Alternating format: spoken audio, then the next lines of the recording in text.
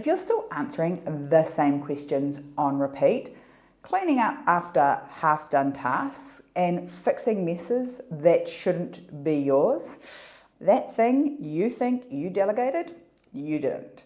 Because if it's not documented, it's not delegated. Welcome back to the Moxie Movement. Stoked to have you here. I am gonna have a rant on one of my favorite things today, and that is systems, documentation, and delegation. Because I have done teams of 1 people and I have done teams of 90 people on my business journey. And if there's one thing I've learned, is that your ability to delegate stuff to people is actually more impacted by your ability to document than by your leadership skills. Look, we definitely want both, but the documentation is going to carry the bulk of the load. Got up super early this morning because my business coach, is based in Australia. And they have their workshops, their trainings, their get-together masterminds at, I think, 8 o'clock Sydney time, which means my alarm has to have a 4 in it for me to be on that call at the moment. It gets worse in the summertime because it gets another hour earlier, but I'll cross that bridge when I come to it. And this morning was a super cool session. 2 things about it. The first thing is, if something is important to you, if something matters, you'll always make time for it. Do I like setting my alarm for 4 o'clock on a Friday morning when I don't have anything else to do? I have 1 team meeting and I have no other obligations as a general rule on a Friday. So I could lie in. Do I love it? No. And connecting with that community and those people that are building these huge, impactful businesses matters to me. And you will always make time for the things that matter. It's also a huge leverage point for me in my business. It gives me the ability to do more quickly and better because I'm connected with those people. And so I always make time for it.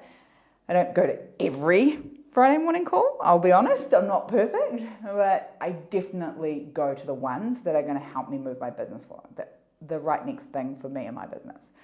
And today was particularly cool because there was my coach, Taki, who is a coach for business coaches, because that's what I do. A friend of mine, Ross. Now, he's a writing coach. He is a phenomenal writing coach. And I was really lucky enough to meet Ross, I want to say 4 years ago now, and ended up working with him in this coaching community.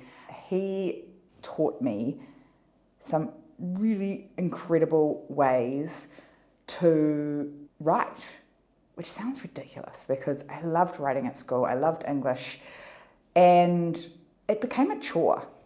I don't know about you and your business, but I feel like sometimes the machine just requires me all the time. It requires me to write, it requires me to show up and do a video, it requires me to post photos and stories. It had become a chore. So instead of being consistent about being creative and writing all the time, I would just do it when I had to. And honestly, in the last couple of years, we've leaned really, really heavily on AI. Even more so in the past, 12 months. And then, of course, AI blew up in 2025 and everyone's using it. And it becomes really obvious that we've all got lazy and we're all writing from ChatGPT and we're all starting to sound a bit robotic. The essence of you's in there, it's not great. And I'd kind of forgotten that because I had been writing. I had been consistently doing Ross's practices and just getting shit down on paper and then pulling the ideas out of it and crafting them into emails and posts. And sometimes it was a great way to actually just think about my business down on paper. It didn't necessarily have to be for public consumption. Sometimes it's a really great way just for me to process information down onto a document. And I'd stopped doing it, got a bit lazy, perimenopause, you know the story, kicked my ass. One of the things that I stopped doing was this writing. Anyway, Ross was going to be there this morning, and about a month ago I'd been reminded that writing is really freaking great. I really enjoy it, and when I write from the heart and I write from my experiences, it's impactful and valuable to other people too. And I'd stopped doing it. I've started. If you've seen the change in some of the things that we're putting out recently, you'll notice that it's way more Sarah, which means there's probably a lot more words and a lot more story. And I stopped doing it because I thought I was adding to the noise. Truthfully though, we need more us. I was reminded, I got back to it, and the workshop this morning, Ross came and ran a whole lot of the community through that process. And it was fantastic. I have ideas coming out of my ears. And it reminds me how important it is to stop and make space for those creative things that really get your juices flowing. And to spend time with people that help you understand how to do it best. And Ross is phenomenal. Like, he has created such a clever, concise, playful way to get us to do the thing that as business owners, especially if you use content as a way of driving business, becomes a bit of a chore. And he's taken the chore out of it and made it fun and made it impactful. So that was pretty cool. It's really awesome to see Ross doing so well in his business and making such a big impact, because we need more people saying what they think and saying it with their own words, because right now there is a lot of words out there that aren't a person's. God, even we're not sure even if the person is the person. The AI twin thing kind of freaks me out. I understand why. I could build an AI twin and get her to sit here, and I could write her a script and she would flawlessly deliver that to camera and I wouldn't have to do anything. That shit kind of scares me. As women, we already have so many ridiculous standards to keep up with. If you ever go to my social media, you will notice we don't use filters ever. Non-negotiable on my socials. It started to happen a little bit years ago. And I sat down with Kirsten, I was like, no filters. Do not edit, do not change my face, nothing.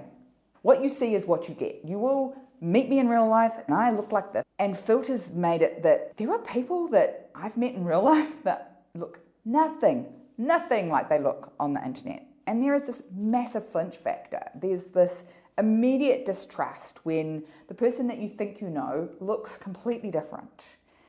It used to be that you just had to keep your photos and videos updated, but now you don't even look like yourself anymore, which is just wild. And add another layer of expectation. Now we're comparing ourselves with not humans whose hair is flawless, makeup is flawless, lighting is always great, never misses a beat in their script. I just think it's another standard that you feel that you have to live up to. And yeah, maybe some people will disclose that this is my AI twin and that's not, but there'll be plenty of people out there that don't. And I don't want to create with what I do any more standards and expectations for women that are unrealistic. And AI twins, unrealistic. They're the next gen version of filters. They're the next gen version of airbrushing on the front of Cosmo and Girlfriend magazine, right? And it's freaking hard enough to be woman as it is. We're not adding to that. So I think coming back to us showing up as business owners, whether it be in our writing and our written content or putting our faces on the internet, and not losing the humanity in our business, because people do business with people, not with businesses. And if they don't actually get to know you, if they get to know some glossed up, filtered down AI twin of you, whether that be in your writing or whether that be a video, I just think it's wrong. You're just not going to build the trust like you will when you show up, which is part of the reason why my writings got better, because I stopped filtering it through ChatGPT to make it shorter and more concise and less noisy. I did exactly the opposite of what I was trying to do. So Friday has been a great day. Reminded to be creative. I've always said, I'm not a creative. I am. I enjoy being creative. I enjoy writing. I enjoy creating things. That's why I do what I do. I am constantly creating frameworks and systems and processes that make shit easier for women with established businesses to get what they want out of their business. And having time to sit and be creative with a coffee in hand and a keyboard or a pen and paper. Generally I do it with a keyboard. My handwriting is appalling. And yeah, it's really fun. So making time for things that are really important to you, even if it means giving up 30 minutes of sleep. I'm scruffy as I'm hoodie and my bike shorts ready to go to the gym, kind of dressed. And I've had a protein shake and I'm there with a coffee. It's not fancy, but I show up for it. And making time to be creative and have smart people like Ross teach you how to do it in a way that works for you so it doesn't feel like a chore. Super cool. I've been doing this business thing for 20 years-ish. And I have delegated and outsourced a lot over the years because you can't survive by doing it all yourself, right? So there has to be leverage in it with other human beings, technology, employees, contractors that are going to help you out. And there's been more than a few times where I thought I was outsourcing or delegating, but what I actually did was I abdicated, which meant I gave it to someone else. I let go of all accountability and all responsibility, and I expected it to get done. And then I got cross when it didn't meet the standards. I did that with my Facebook ads not that long ago. I delegated it and outsourced it because I got really good at it. I'd spent a lot of years figuring it out, making it work, and now I understood it.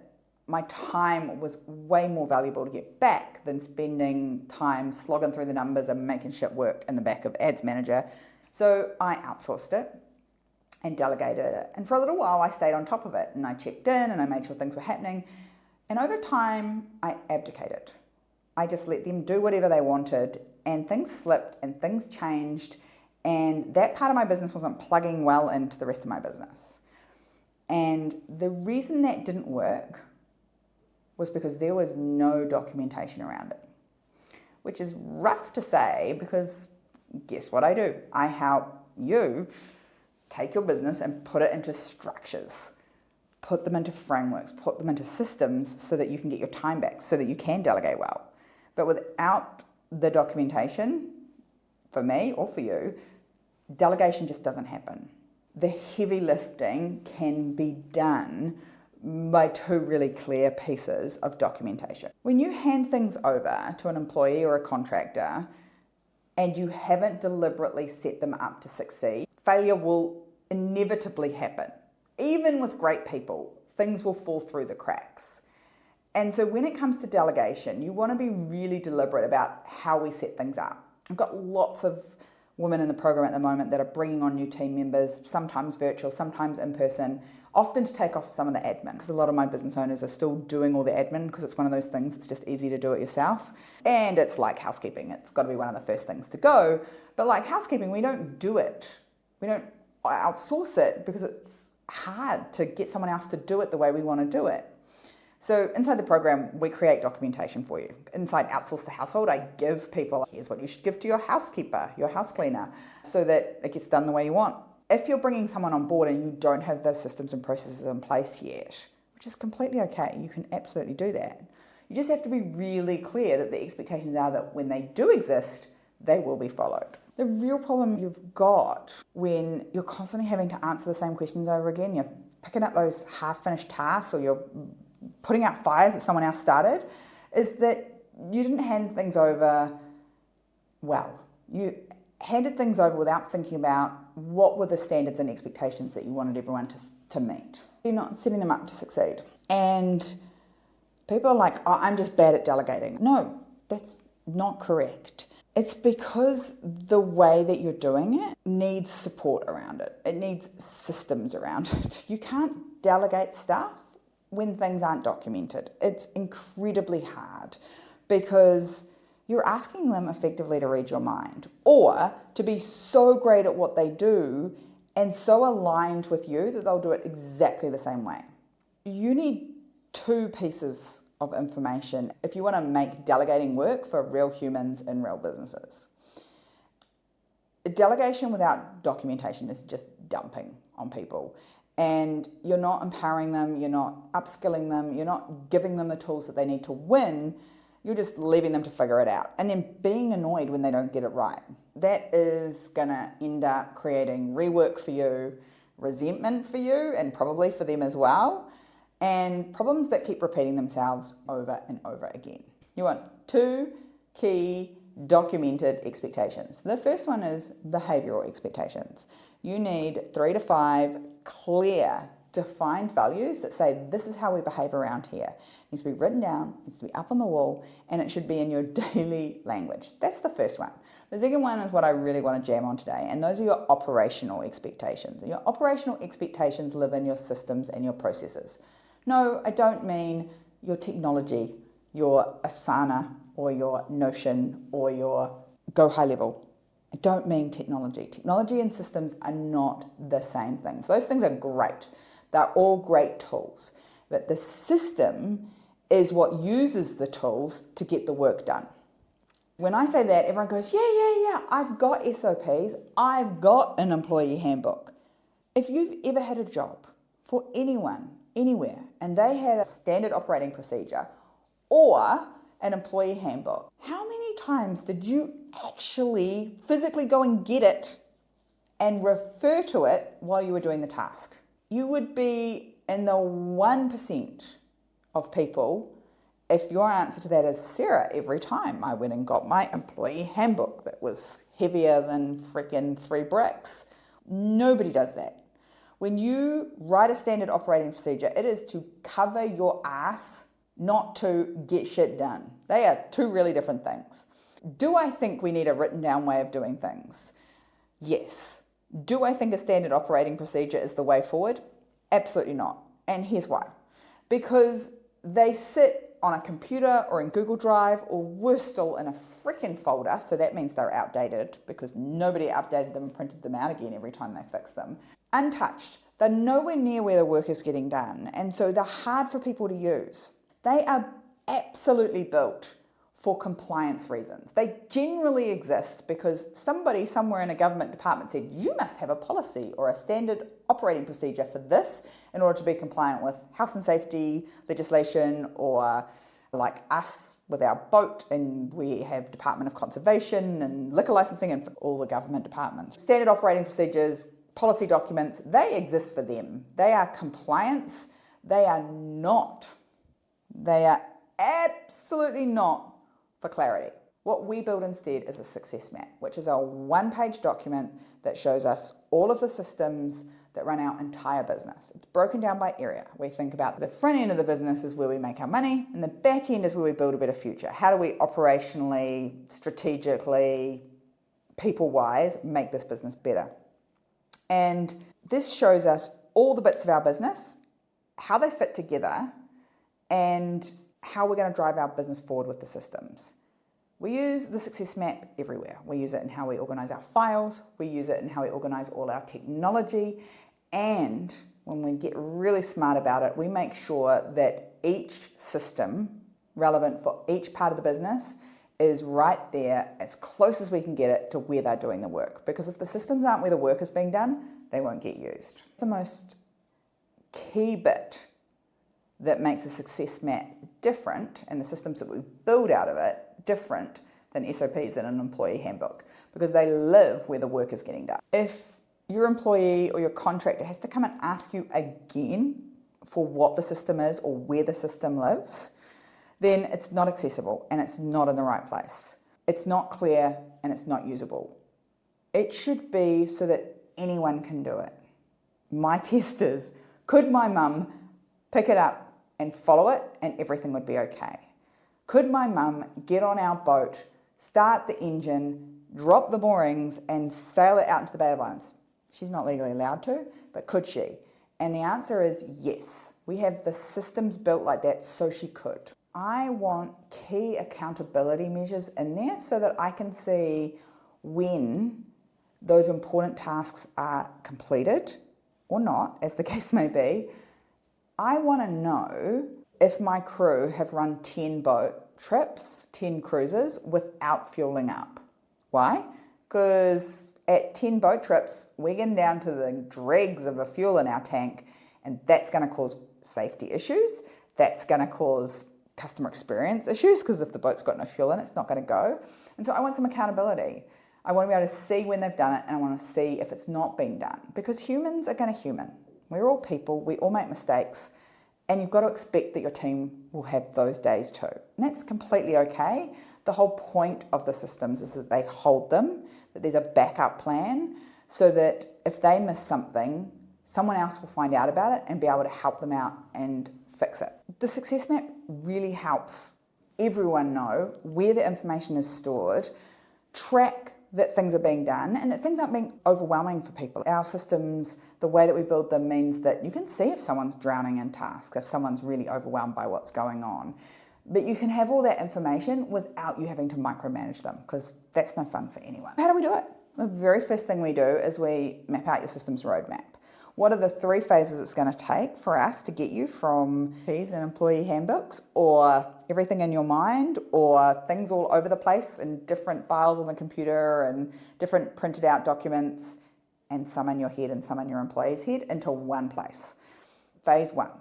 We need you to draw us a 1-page picture of exactly what your business looks like now. What are all the systems that make this business go? From advertising, through your marketing, through your sales, to your customer experience, to what do you operationally have to do, the numbers stuff, so we get bills paid and we get money in as well. What do we have to do with our people, and what do we have to do with planning? All the areas of our business. Down on 1 page, what are all the systems? For your current business, not the business that you wish you had, because, we've always got grand ideas. Let's get there in stage 3. Next, we key it out. In phase 1, get your map and get your key. Your key says what starts and stops all of these systems. We want to know what's the big red start button and what's the stop button. Is it a lead filling in a form? Is it someone booking something in a calendar? Is it a date passing? Is it a time of day happening? Is it a parcel arriving? What starts the system, and what is the last thing that needs to be done with this system that is going to tell us that it's finished? And we also need to know what are all the tools and tech that go into each system.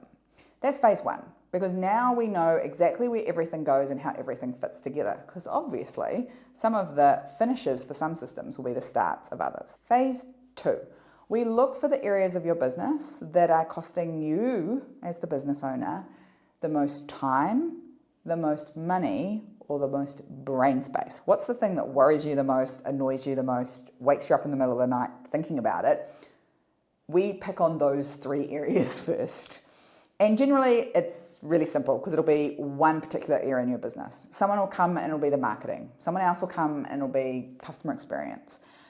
Someone else will come and it'll be finances, numbers. Most people will have an area that they're like, oh yeah, it's that one, because if I could get that out of my head and into another format, someone else could pick it up. Other people, it's the admin. Now we're going to find that area and we're going to start downloading your brain, because you've got it all stuck in here. Or if you've had an employee or a contractor doing it for a long time, we might need to download their brain. But download exactly the steps that you do. What is the process that the customer needs to go through, or the product needs to go through, or the lead needs to go through, or the invoice needs to go through to get from dropping in your inbox to getting paid, from filling out the inquiry form to buying a cruise, from when they step on board to when they get off? What is the process that they need to go through? And once we've downloaded the journey we want them to go on, then we want to map out all the touch points that matter along that journey. And only then do we flip over to blueprinting. And that's when you bring your tech in. That's when you're looking at which bits of these are being driven by humans, which bits of these are being driven by pieces of technology that we use, and how we're going to build that out and put it in place in front of people. Sometimes it's a checklist. We use Asana as our project management for tasks and reoccurring things a lot in my business development coaching. And over in The Rock, we use a software called Jolt that we use as a checklist software for processes that we want key accountability measures. I like it because it forces them to walk to the door and scan the door so that I know that they've locked it, or it forces them to actually open the toilet roll holder to fill the toilet roll up so you don't sit on the toilet with no toilet paper. This is where your tech comes in, and now you want to blueprint out exactly how all the pieces fit together so that it's easy for someone to go, oh, I can see where my system tracks through all the pieces of technology and where a human being has to pick up and do something. And then from there we can build it. We can build the system in a way that It can pass through multiple different people's hands. It can pass through multiple different pieces of tech to leverage your technology and your people as best you can. And then we implement it. This is finally where you get to delegate things. But at this point, this is where we're going to be like, you are responsible for driving this system. And this is a big key shift. This is what makes delegation so much easier. When you get to the place where you're like, the systems run the business, and all you have to do is follow the system, it changes everything. And it changes everything because there's only ever two problems in a business. There is people problems, which we don't love, because people problems are emotional. You're going to have lots of stories and reasons why you don't want to deal with them, and system problems. System problems are the best problems to have, because if everyone's following the system and the system breaks, everyone can sit down and have a rational conversation about the broken system and how to fix it versus pointing fingers and blaming each other. This is where delegation really goes next level, because now all the people in your business understand their only job is to drive the systems, and the system's job is to run the business for us.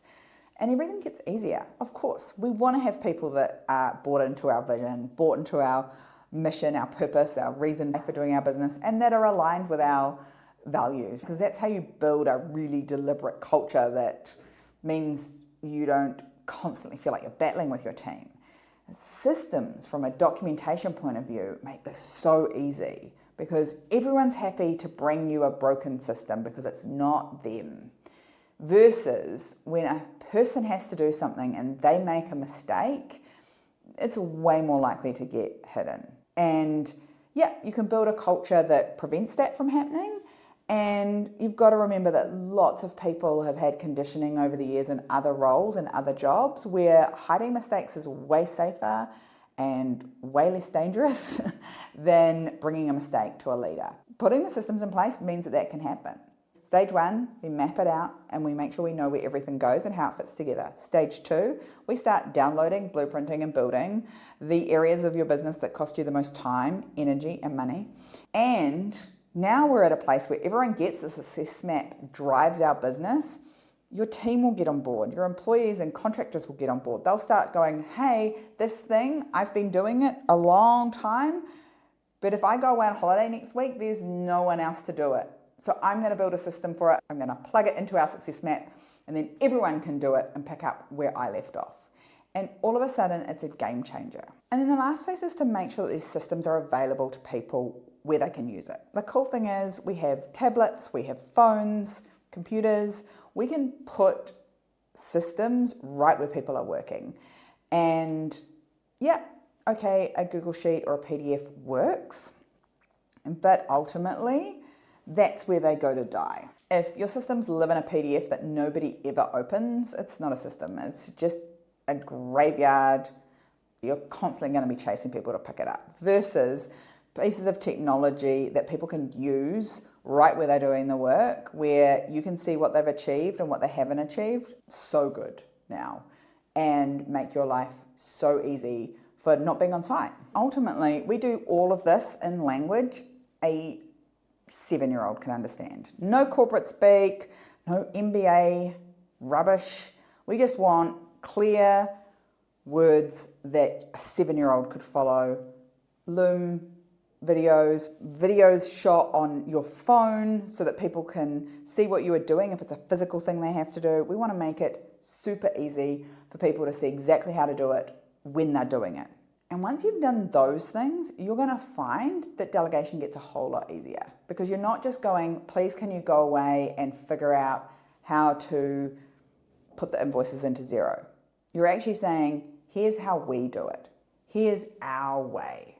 Here's business name way of doing invoicing. Here's business name way of doing inquiries. Here's business name way of doing payroll. Here's business name way of responding to emails, answering phones, all of the things.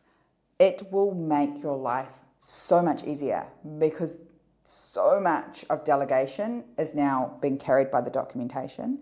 Now all you have to do is, when people follow through and follow the system, you have to give them praise, appreciation and gratitude for doing the right thing, because we want to see more of it.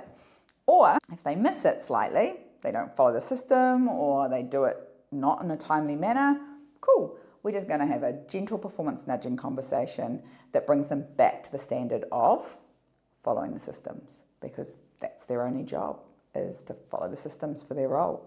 Makes everything else easier. If you've got employees or contractors and you feel like you're constantly answering the same questions, constantly reworking half-finished tasks or cleaning up messes that you didn't make, you've got a team so that you could do less, but now it feels like you're doing more, cleaning up more messes, fixing more problems. This is for you. And getting your business down on a one-page map, all your systems, and then slowly but surely rolling out through that roadmap, doing those 3 phases is going to change the game when it comes to delegation. And even better, long term, I promise you, your team will start helping you out. Documentation will do the heavy lifting for your delegation. You're not crappy at delegation. You're just completely overloaded. And it's not because you need more hours, although that would be nice. It's because your employees and your contractors are flying blind or trying to find your SOPs and your employee handbook. Let's fix it with systems that actually work in the real world. If it's not documented, it's not delegated, period. And you fix that with a success map and systems that live where the work is done. If you want a hand with that, go find me over on Instagram at Sarah Greener Coach. Slide into my DMs in a very non-creepy way. And let me know that you want the systems roadmap. And we will get you that training so you can see how those phases play out. Hit like and subscribe, because we are talking to real women with real businesses and real families and how they fit it all together consistently on this podcast. Plus, I'm sharing all of my tips after 20 years of doing exactly that. Till next time, stay moxie.